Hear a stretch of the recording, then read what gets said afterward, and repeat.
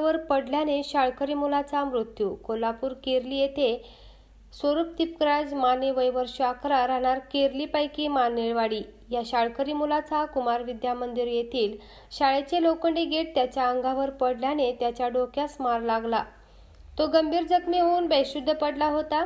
त्याला बेशुद्ध अवस्थेत CPR रुग्णालयात दाखल करण्यात आले असता त्याचा उपचारापूर्वीच मृत्यू झाला.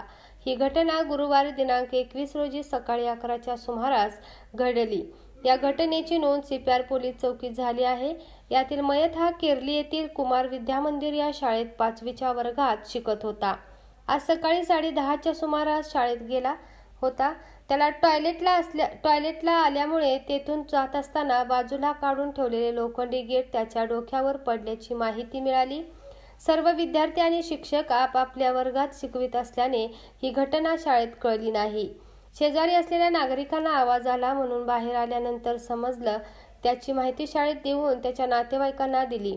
काल या शाळेत मतदान केंद्र होते.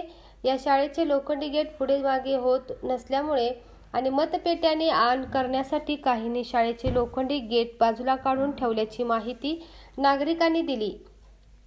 यातून ही घटना घडली. स्वरूप याच्या पश्चात आई वडील आणि त्याचा लहान भाऊ आहे. स्वरूप त्याच्या निधनाने गाव हळहळत होत आहे.